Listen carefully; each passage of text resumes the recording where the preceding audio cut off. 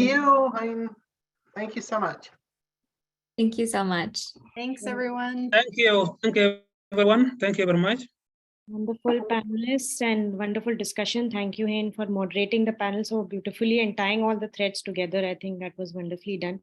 Handing over to Jazmin for introduce and for the keynote.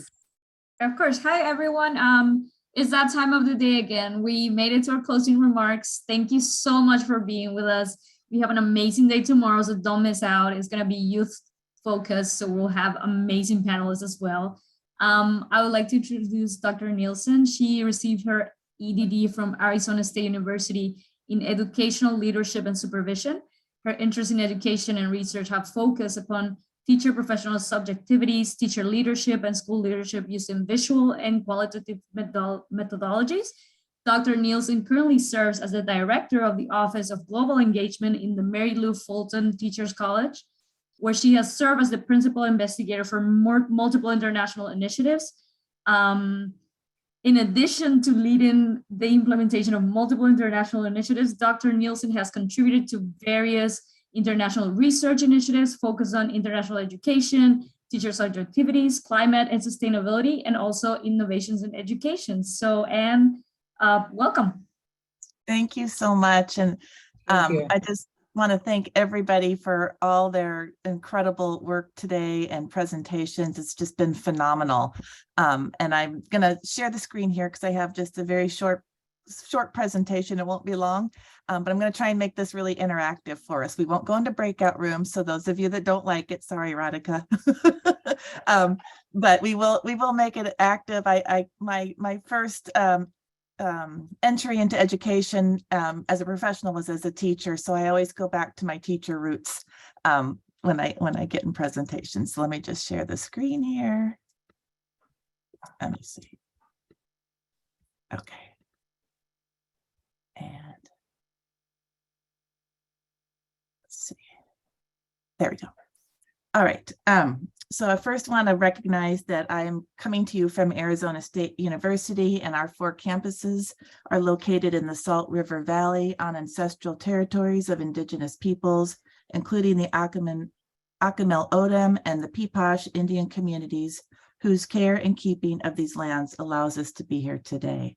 And as we get into the closing remarks, I really wanted to touch on this last session was almost a perfect tee up for what I wanted to talk about, because I think the changes we're looking to make and hoping to see in education are so radical and perhaps so different that it's going to take us time. And as Wendy so eloquently shared yesterday, this work is a marathon. It's not a sprint.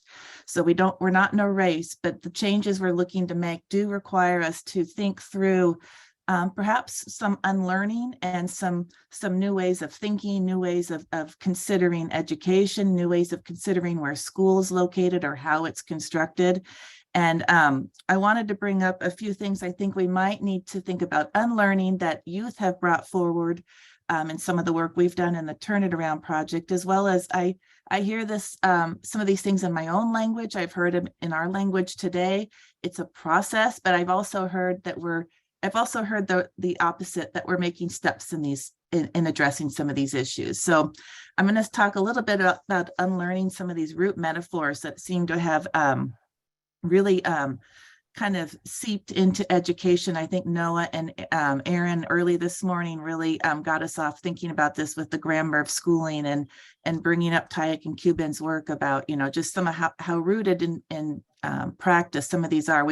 I think education is one of the few professions that everyone has been touched by on some level. And so it's really hard to rethink what we're doing, but we're on our way. So one of the first metaphors I think we need to think about is that we need to kind of think about unlearning is the root metaphor of progress. And progress assumes that social change is linear. It's always associated with improvement and enrichment for everyone. So we're still caught up in this language, how we can measure impact. Progress assumes that the social change is always associated with the improvement and enrichment for everyone. And Wendy reminded us yesterday that this work, like I said, is a marathon and not a sprint. And as we were going through some of the sessions today, I was really thinking about, that that kind of call to how are we going to monitor this? How are we going to measure this?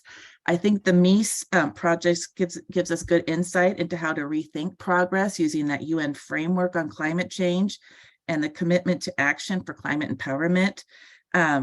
But also thinking about, maybe measurement is more local, maybe it's more formative, perhaps moving away from some of these global metrics of assessment that just really, don't really in the end tell us that much about what's happening in our classrooms or what's happening in education needs to be rethought. So I caution us to think about progress and remember that it can be slow, nonlinear. It can, we'll go forward to go backwards and vice versa. It's cyclical. So keep this in mind as we're moving forward. The next metaphor I wanted to talk about was the arrow of the metaphor of time, and just kind of the used to describe this unidirectional movement of time from past to future, which is linear and universal, highlighting the constant progression of events in an abstract, infinite time-space continuum. We see that also with the, kind of the thought that the earth is unlimited, the time is unlimited. And we know our community here knows this is not the case, but I think communicating that more globally and to the educational community needs to continue to move forward. Just moving forward. One of the things I thought about that came up today in the era of time was just, some of the practices that we're beginning to show, things are in their nascent stage, and it's okay to be, just starting and just thinking through how things are going. I think Carly said it well on that last session, it's the little things that matter. When we get stressed, when we go, get pressed for time, we go back to what we know, and often those old behaviors come forward. So I think she was really right in kind of talking in some of those, it's the small acts that make sometimes the biggest difference in what we're doing, and to keeping that in mind as we're moving forward. The next metaphor I wanted us to think about and kind of be cognizant of is the metaphor of that we're just machines, that education is a machine. It was kind of set up this way in the start of the 20th century with the Industrial Revolution and kind of this one-size-fits-all model. And so this nature as machine worldview focuses on reducing nature to its exploitable value to benefit humans in the name of progress and development. And a machine metaphor is one of those root metaphors that assumes the world operates like a machine. And this really stems from a lot of, some of the work that was done early in Western civilization that's kind of taken root in education. But I want to encourage us to think about, moving past that. And apologies, I'm trying to find my notes here from today because I was connecting it what everyone did. But I think what Dr. Helen Boyd shared with us in her keynote argument of that racism is a distortion of the relationship to the natural world, and that Black history education can be transformative by providing a longitudinal view and disrupt that linear freedom progression and can connect us from past to present. So bringing forward some of these, topics in education. And as she shared, Black history shouldn't just be in February. It should be all year long. This isn't just something that is compartmentalized to a certain part of our year. This is something that, if for it to truly be transformative, needs to happen over time, and we need to disrupt these time continuum patterns. Engaging students with things like memory work and thinking about how all of this comes together really starts to support our classrooms and our students in making these shifts. The next metaphor I wanted to touch on was the metaphor of universality, and this is one that kind of assumes that apologies, I'm having difficulty here. I'm just going to make it easier and just read from my notes on the screen. that Western modernist knowledge is in human exceptionalism and liberal individualism are universal truths. So I think, the more that we learn about the subtleties among all of us, and the more that we can engage more deeply in thinking through that we aren't necessarily a universal body of educators, of students.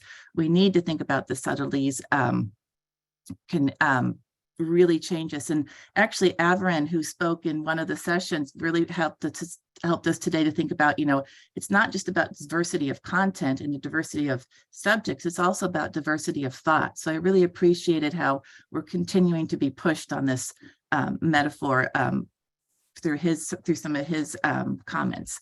And then individualism is another root metaphor that comes forward, and it's based on the assumption that the individual, not the group, is the primary figure, and the independent whose self-interest takes over the collective good. This came up again in a lot of today's sessions, and I think Saya's meditation really helped us to push past that. One of the things, I was just at the CIS conference and I had a chance to attend. They had a special interest group on holistic and education, and I went to a meditation session. And one of the things I really learned was meditation can really help our prefrontal cortex kind of open up and get space for learning and taking in new information, and stop relying on our reptilian brain, which is located at the back of our mind. And so I'm, really started to think about how we can kind of disrupt some of this and bringing more meditation and moments of space into our practice. In the Japanese culture, they have the concept of ma, which is the space in between. And I think sometimes these get lost in the rush in education. So bringing some of, challenging some of those metaphors in our daily work. And then finally, human exceptionalism. This is the one I think that's really the most predominant. And obviously it's an understanding that, a belief that all beings are organized hierarchically, with humans being at the top of the pyramid and everything coming underneath their care. And I think this is a root metaphor that, is very embedded, especially in our societies that function in capitalism, where competition is valued. And I think Noah and Aaron's talk on transformation really resonated with pushing back against this individualism. And they're starting to see the concept of transformation come much more heavily within some of the policy language. I do hope it comes down to the classroom level so that our students and teachers can begin to really start to explore who are some of our other teachers that we're working with. It's beyond sometimes just the humans, but there are so much we can learn from nature, and positioning nature and animals and our surroundings as other educators is something I think is a critical component to begin to introduce. And so these all came together in our work, very similar to what we've been discussing here with some of the youth perspectives and what they're thinking about in moving towards a more just and sustainable future. And so you can see here some of their recommendations for us to take forward, which I think we're already beginning to touch on, but really thinking about how we're resituating the human within the Earth's ecological community, redefining education, transforming curriculums for ecological literacy. As the last group shared, it doesn't have to be one more thing. It can be the small acts that we begin to embed in our everyday practices that can begin to make these shifts. Opening up education to learning with the world, not just about. Creating learning spaces of resistance, resilience, and recuperation, and finally engaging youth in the decision-making about their education futures. I think this last one is really critical in something that resonated to me quite heavily last fall when I was able to go to the COP27, when they had the first 2 platforms dedicated to youth, and really to see their energy and the way they were engaging and networking and connecting was quite striking compared to the business as usual corporate setup of most of the COP meetings. So that was really interesting to see. So as we kind of look to going forward, I went back to the Turn It Around cards, and I pulled one card that I often go back to, and I want to read the words of one of our youth who said, "What stops me when I'm on the verge of giving up is the fact that one day in the future, my voice and words will motivate all those young minds who think that one failure can catastrophically destroy their future. Even in a situation when things make me question my future, the idea of me being able to shine through my words and light someone's darkness keeps me going today." And so I wanted to take that message forward, and I wanted us to kind of think about that together. And so I'm going to ask that you first in the chat submit 3 key words that are buzzing in your mind after the past 2 days. So take a minute and just in the chat, let's flood the chat with 3 words that are just buzzing in your mind after the last 2 days of learning and engagement.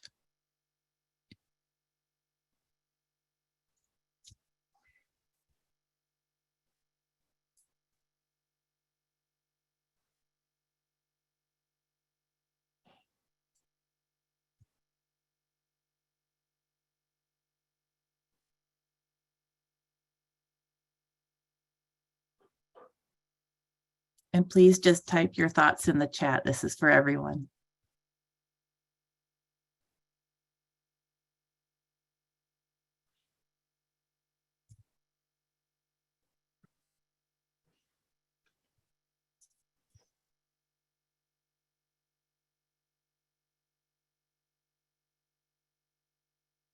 We've got thoughtfulness, history, slowing down, connecting, perseverance,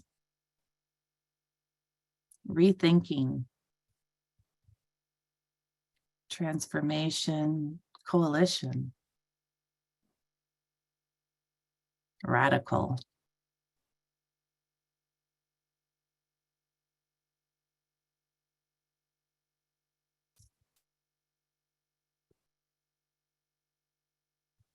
And then if you can, I'd like you to shift to thinking about 2 new groups or individuals you might connect with to amplify or connect your own work from these meetings.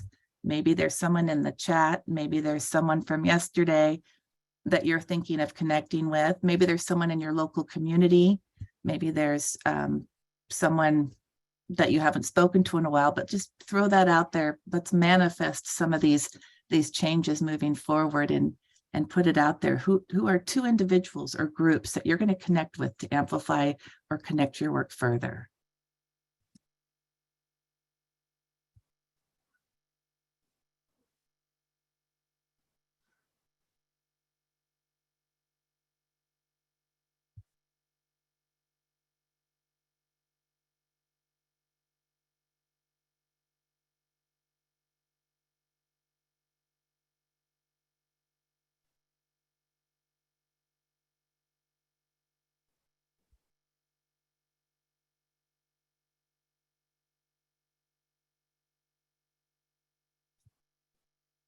SDSN coffee chat is a great one, Wendy.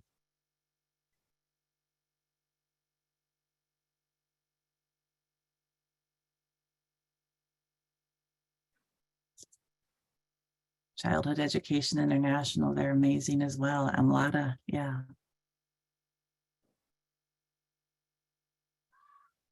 Educational diplomacy.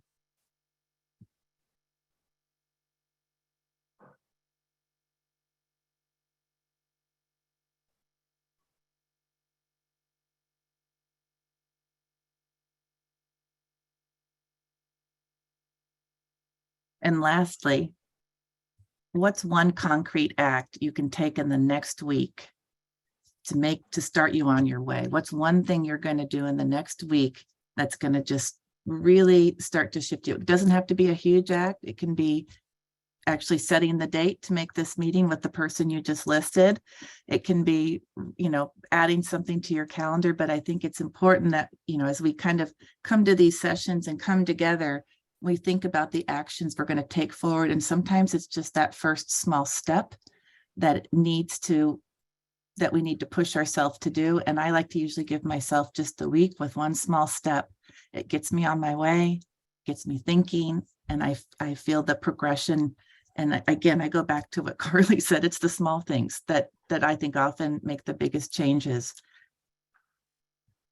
Mapping your work on participatory budgeting. Nice, Tara. I see a lot of people joining the SDSN coffee chat. That's an excellent way to start. Or learning more about the SDSN coffee chat. Connecting with some of the people that have been here. Excellent.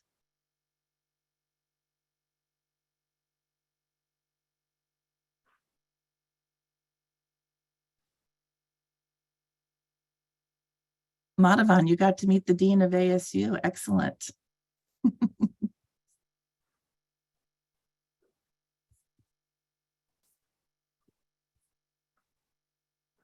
All right, and that's all, that's it for today. So hopefully you've had a chance to reflect on some of the important parts of the conference, started to think about who you've met and how you can continue to connect with them, as well as your next steps right away so that this work can continue. Hopefully that it'll continue into tomorrow's session. So I'll turn it back over to Jazmin and Radhika.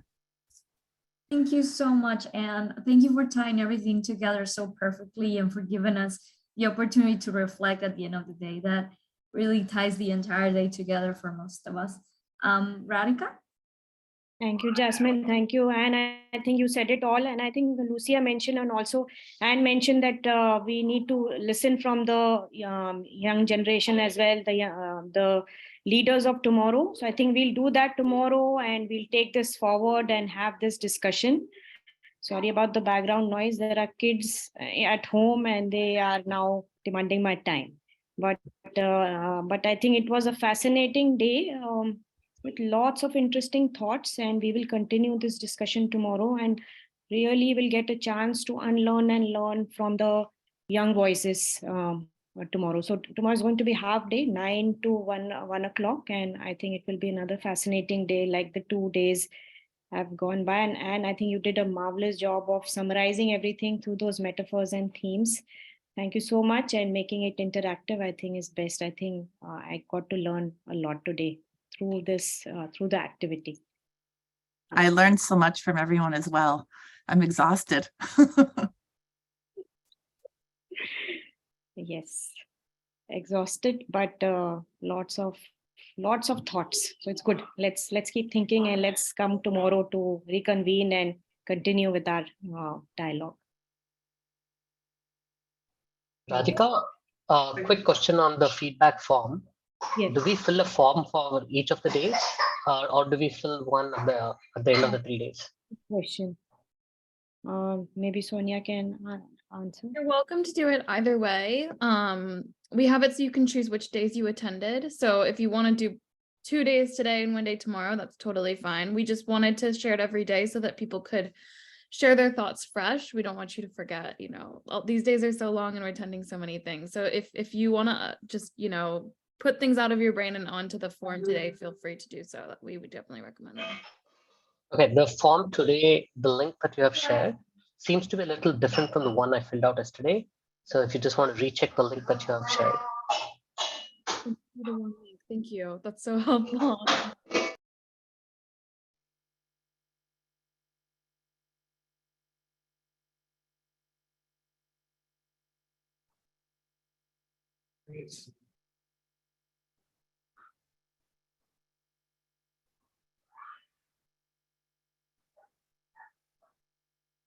Great. Thank you so much. Have a good evening. Sonia sent the correct link. Bye, everyone. Hope to see everyone tomorrow. Hey, so cute, Mateo. Oh, Mateo's here. Hi, Mateo. That's the youth of the future. Sorry, I figured I could bring him because it was the end. He just came into the room, so he was good holding up, right? The best way to end a long day of conference. Thank you, everyone. See you tomorrow. Thank you. Bye.